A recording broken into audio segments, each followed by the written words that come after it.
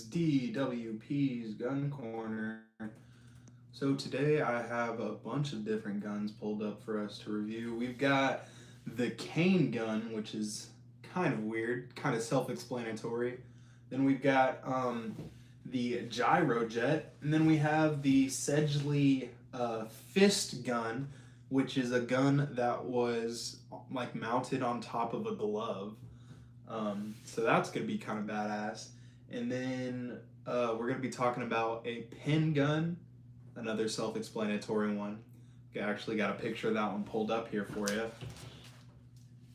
Let's go ahead and turn this bad boy around. So we've got the pin gun right there as well.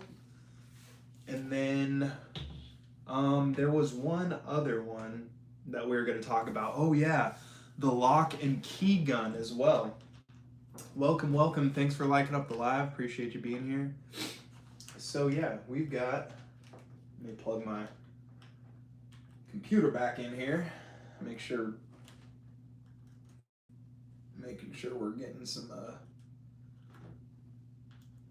charge. Don't think it's working. We'll figure this out. We got it. I'm probably just not plugged in, or something is going on. We'll figure it out. We'll come to that road when we cross it. I think I'm just like completely fully charged. Anyways. Oh, what up, Goth? Howdy. So yeah, today we're going over a bunch of different pistols, doing some different reviews today. And I have this one here, and I don't really have too much information about it because I can't really find the wiki. But it's called a lock and key gun, and this is from like the 17th century. And that's what it looks like, literally just like an old school key. But they would actually carry this thing around with them, and you could shoot somebody with it. And it says key pistols were used between the 17th century through the mid-19th century and are quite rare. The intended use was for jailers, for self-defense, and for sounding an alarm. The idea being that a jailer could use the same object to open the cell door and also defend himself in the event that the prisoner tried to escape or attack. However, jailers were not the only users of key guns. Armories and banks have recorded uses of these devices. The earliest key guns were quite primitive, but over time progressed to the new flintlock versions and percussion-style caps. Very few genuine key guns remain today and typically have no associated lock. The example, which dated from the 18th century, is manufactured from iron and features a well-crafted flintlock mechanism with dog lock safety. Now, the key usually measures around 8 inches in overall length, and the caliber is usually a 38. That is crazy. A 38 caliber key that is a gun. That's pretty cool. Howdy. What is up? Cosmic Vision sent 100. Hey, I appreciate that, Cosmic Vision. Good looking out. What is up, Mary? Welcome to the stream. So again, today we're just going over some really out of the ordinary guns. And again, that was the 38 caliber key gun. And we'll go ahead and put that right up to the screen so you guys can get a look at that. But that is insane. Isn't that crazy, guys? I've never seen anything quite like that. How is my day? Well, I've had better days, but it's almost over, and we're getting in there tomorrow. So yeah, I've had a good one, I guess. I hope you've had a great day. So yeah, that's definitely a weird gun. Let's go ahead and get into another strange one. This one's a little less weird. Still pretty cool though. This one is called the cane gun. And again, obviously, a cane. Kind of hard to see, but you get it. You know what a cane looks like. Do you like hunting at all? Yeah, I love hunting. A black powder rifle. We will look into that. Odd. And if you have any specific powder rifle that you want me to look up, we can definitely do that. So go ahead and drop it in the comment. Nice. I love hunting. That's not something my dad and I have done together, but we definitely like fishing together. Hunting is more of like my thing. I do a lot of like small game, like squirrel and rabbit and stuff. um, but I'm definitely a huge fisherman. Anyway, so that is the cane gun here. Now, the cane gun obviously is a walking cane with a hidden gun built into it. Cane guns are sometimes mistaken for similar looking poacher's guns. These are usually more portable and easily concealed. Um, now, the poacher's gun is the gun where it actually has like the shotgun on the end of it. Now, this I believe is an actual like calibered uh, projectile, like a 9 millimeter. Now it says with this and similar designs, a folding short-barreled shotgun can be made to fold back until it lies underneath the stock, so that it can be carried under a coat. An alternative form is a very effective long-barreled pistol fitted with a detachable, sometimes called takedown, or folding skeleton stock, though any sporting weapon that requires assembly also has drawbacks in the field. Now, in purely practical terms, the distinction is that cane guns are far more costly to produce, and generally speaking, only carried by a gentleman, you know what I mean? And it's something that they would have used for a target of opportunity. Okay, let's go ahead and get back into the comments. So what do we got? You just made a sweater out of about 9 possums. Oh, you know I would wear that. Dang straight I would. Howdy, Corbin. Howdy, howdy, howdy. I just made a Discord, by the way, guys. I posted the link to it in my most recent community post. To see that, all you got to do is subscribe. It's called DWP's Gun Lounge. That stands for Dion W Pro. I'm Dion. And yeah, if you want to subscribe, you can be a part of the Gun Lounge too. Go ahead and post all your concealed carry stuff there. Anyways, cane guns now are very rare and difficult to find since most contravene legislation prohibiting carrying concealed weapons. So yeah, that is a very concealable weapon. Modern cartridge type cane guns are usually fitted to fire a large low pressure handgun cartridges like 410 bore up to 12 gauge shotgun shells, both are which are well suited in a weapon. And it says it's also effective just as a barrel with an integrated chamber, manual ejection, a detachable firing mechanism. Woody woo woo woo. Okay, now we'll kind of run over some of the things in fiction here. Oh, so we got some comments here. You got a Heritage Rough Rider? Yep, that's the Heritage right there. Probably one of my favorite guns for the price, honestly. Hey, I'm having a great day, Juan. Hey, thanks for stopping by. I appreciate you, big dog. Hope you're having a good day too. But yeah, it's a beautiful revolver. Makes you feel like a cowboy. Only about 165 bucks. This one is the 6.75 inch barrel, so it is very, very accurate. I've hit targets 50 yards no problem with this, and I mean, I'm sure you could hit something at 100 yards with it, but it's going to be hard to kind of aim, you know what I mean? But very, very accurate pistol. Love it. Love this revolver.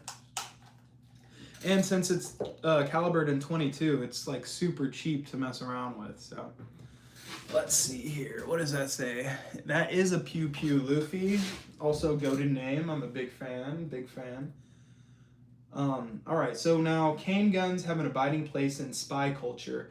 A famous example appeared in Ian Fleming's 1953 novel Casino Royale, in which James Bond is threatened during a contest at the gaming table with Le Chiffre. The cane gun also appears in the made-for-television adaptation of this movie with the same name. Cool, so that was a James Bond gun, actually. That's interesting.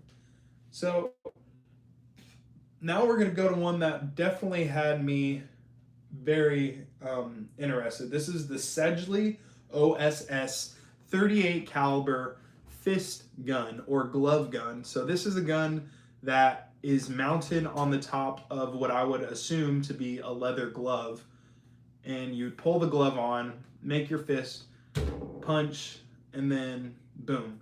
So let's get into how this would look here, and I'll pull up a rough blueprint of it so you guys can kind of get an idea of what it would look like. It's super hard to see that. Oh, technical difficulties, guys. Bear with me. Bear with me.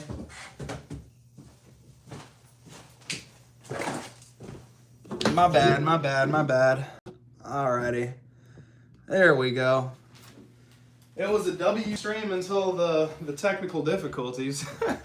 There we go. Anyways, I don't. It's gonna be super hard to see that. So yeah, just picture like a leather winter glove with a 6.7 with a little thingamajigger on it. You know what I mean? And yeah. So let's go ahead and read a little bit about the fist gun. So the Sedgley OSS is a single shot break action. That is badass that it's break action. Just imagine and then loading it, slapping that thing back down, popping somebody with it. That is badass. That's really cool. Anyways, so this is a 38 caliber. So it's no small caliber weapon either. That's, that is a pretty decent caliber right there. It's not, necessarily the main self-defense round. People want to say that 38, isn't going to stop anybody, but a 38 is, it used to be a police caliber, so definitely does damage. Anyways, this was meant to be a covert operation and assassin weapon in the Pacific Theater. In the Pacific Theater, if you don't know, that would have been around World War II, and in the Pacific, so Japan, Philippines, Iwo Jima, that sort of area. Now, it was mounted on the back of a cowhide glove, and a long sleeve coat would usually be worn to hide the weapon. It was commonly nicknamed the glove pistol or the glove gun. Now, let's see here. The trigger is a bar parallel to and extending past the barrel. After being loaded and cocked, the weapon is fired by the shooter, making a fist and pressing the trigger against the target's body. Between 52 and 200 are believed to have been manufactured. So out of that 52 to 200, how many of these pistols were actually put into use, do you think? How many people got walked up on with the glove gun? And that is insane. Beautiful trans woman. What about the anti-Nomad single shot shotgun? Let's go ahead and look that one up, Raymond. I've never seen that one. But again, that is insane to me, just thinking that they had that just right on a glove. Okay, so I'm gonna have to see what that one was called again.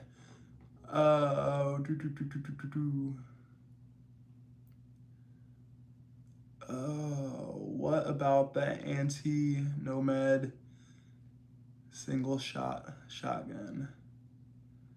Okay, anti-Nomad single shot shotgun. Anti-Nomad single shot shotgun.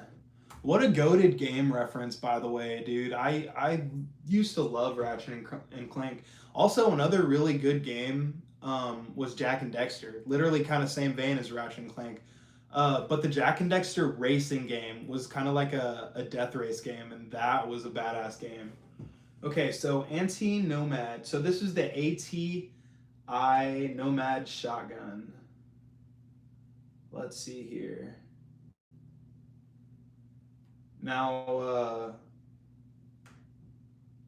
if the page wants to load, we'll go back to the fist gun. So the Sedgley OSS was seen in Quentin Tarantino's *Inglourious Bastards*. Where else was it? Oh, here's another picture of it. Oh, wow. You guys are gonna get a load of this. Look at that. So that's the trigger, is that piece that extends on the pointer finger. So that plunger would be pushed in against the skull of someone, and then the projectile would come out of right here. That is a really, really cool weapon right there. Oh, Raul, man, I swear, dude. I know I gave it back to you, bro. I don't know what you're talking about.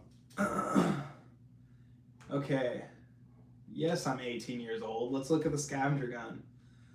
Woo, baby, that gun. Okay, so it is a breakaway. I mean, most shotties are like, break action. A lot of them are, anyways. Ultimate scavenger gun, the ATI Nomad shotgun. And it looks really cool. The one that they have here, I'll just show you guys a little picture of it. That's a cool little weapon. Love it, love it, love it. It's not the weekend for me, unfortunately. I'm only halfway through. But that one's really cool. Now it says, I recently stumbled across the American Tactical Imports ATI break action single shot Nomad shotgun while scrounging around for budget multi-caliber guns. This extremely simple scattergun comes in a host of change brings and barrel lengths, but I think the 12 gauge option with the 18.5 inch barrel shines the brightest. As far as all-purpose survival zombie apocalypse guns go, there's not much you can't do with a 12 gauge shotgun.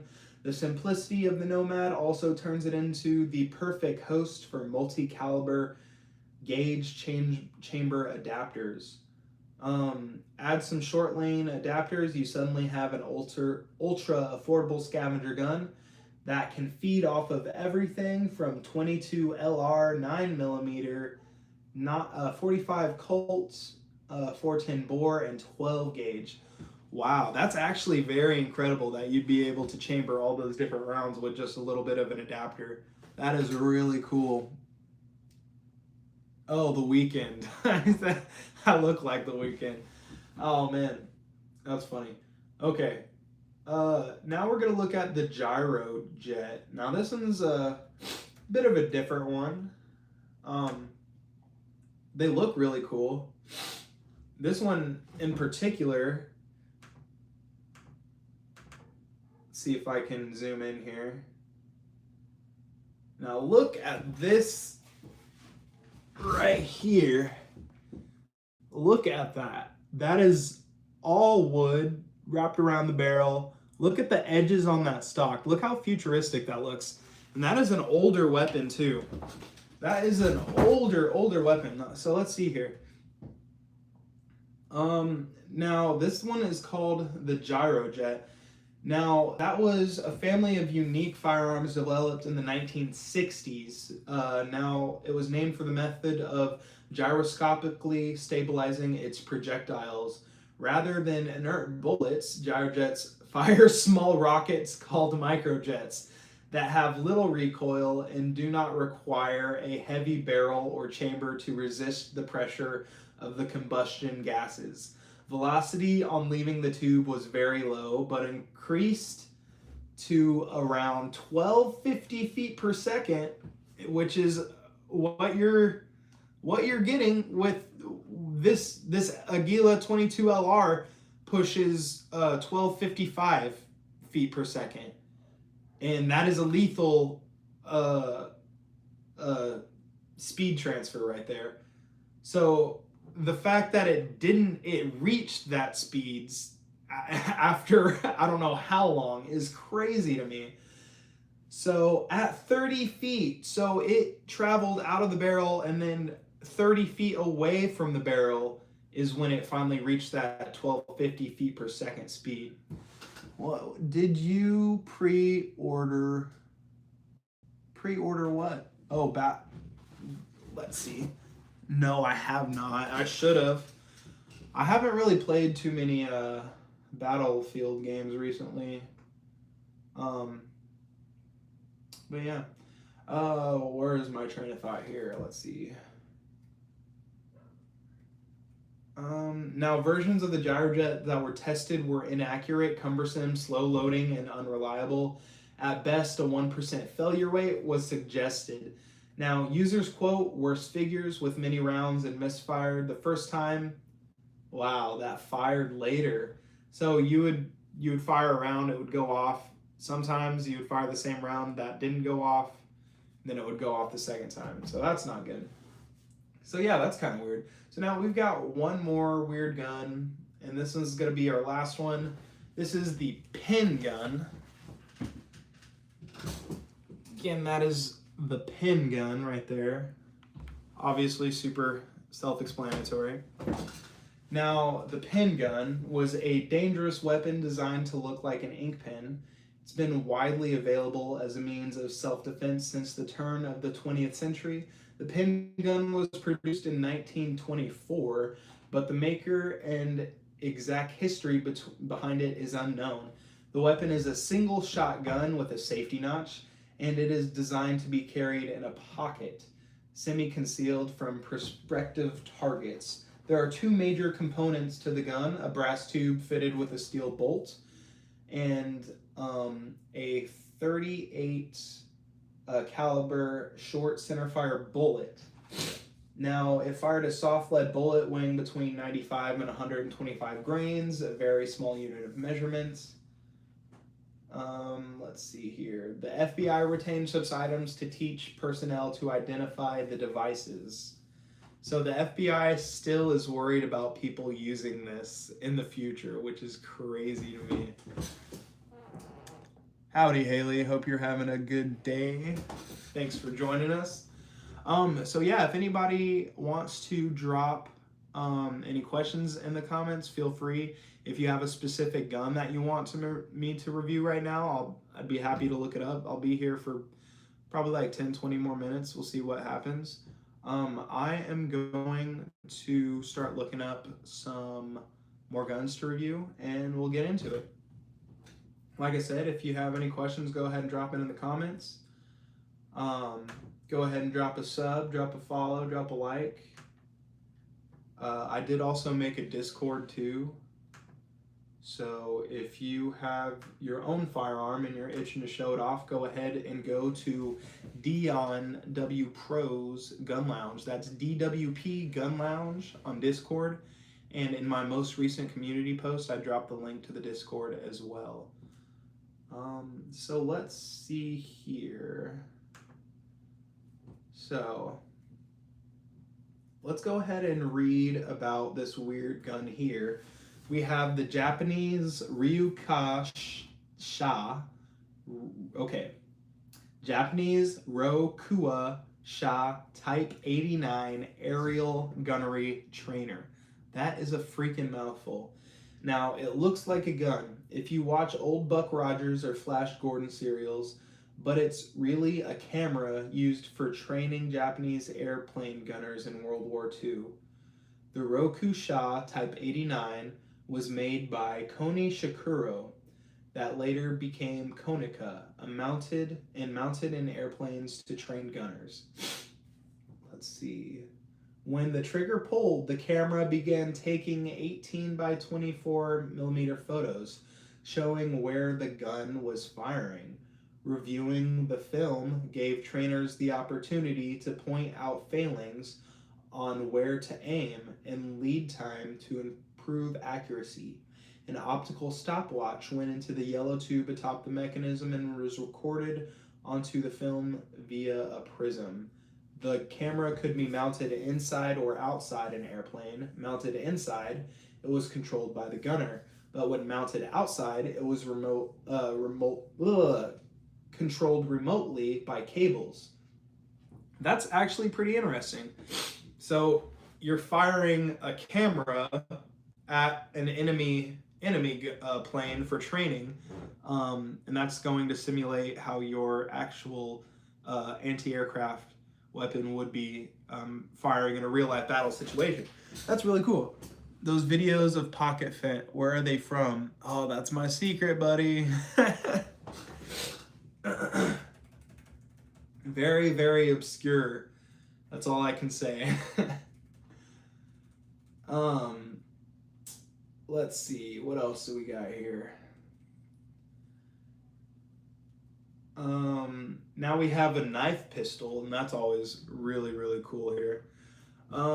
So John Blissett was a gun maker and jeweler in London in the 19th century with patents for an air gun walking stick and a loading lever for a revolver to his name.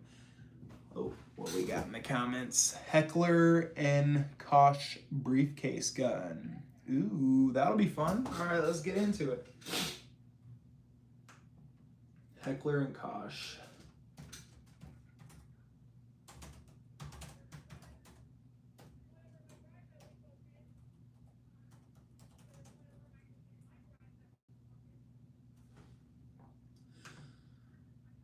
All right.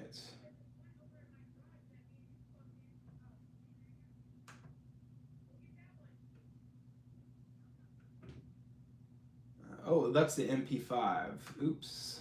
Let's see. Oh, it is the MP5. Okay, so it's the MP5 that just fits into the briefcase. That is awesome. Okay, so the Heckler and Koch MP5 submachine gun.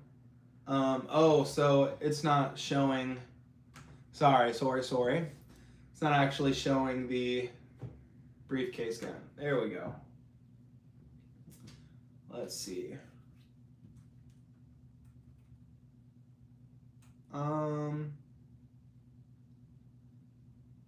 So yeah, officially designated by Heckler and Koch as a special coffer or special case, the briefcase gun, sometimes referred to as the operational briefcase, is a clandestine weapon system designed for personal protection details. The special case was introduced in the late 1970s, offering the firepower of an MP5K in a concealed package, which could be rapidly brought into action.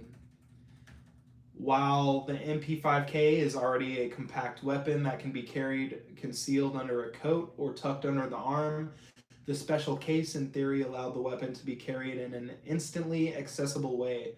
One H&K leaflet stated that the case retains approximately the same rapid readiness to fire as an unconcealed machine gun. Interesting. Okay. Oh my god. So the trigger is literally on the handle. So you're holding, okay. So picture this as the gun. Now your trigger is going to be right here. So you just hold the trigger, right? You just hold it and then you squeeze the trigger and then it's shooting right out of here. That is absolutely wild. What a cool concept for a gun. So it says you can also operate that with just one hand, which is crazy. Let's go ahead and pull up a quick picture for you guys here so you can kind of get an idea of what we're looking at. I don't know if it's gonna, there we go. So that's the briefcase. You can't really tell, but in the handle area, there is an actual trigger there. So that's really cool. Good find, Goth Noel. Appreciate that. To build the briefcase, Heckler and Koch turned the Hofbauer GmbH, a German manufacturer that specializes in extrusion, blow-mounted, molded protective cases for tools and equipment, to make the case body. The case is made from black plastic molded over an aluminum body with a stainless steel locking clasp and a strip of silver trim tape around the lower half. Inside, on the right-hand rim of the lower half of the case, is the case maker's marking, Hofbauer Boss Flag. Cool, really cool. Yeah. All right, that is awesome. Let's see. I don't know if I have anything else here. No, I think that's gonna do it tonight, guys. Again, thanks everybody for stopping by. This has been DWP's Gun Corner, Dion W Pro's Gun Corner. You can go ahead and check out the Discord. We just made one, so go there and drop your concealed carries. Let me see what you got. Yeah, we'll go ahead and call it. Take her easy, fellas. Thanks for stopping by. Go ahead and drop a sub if you haven't already.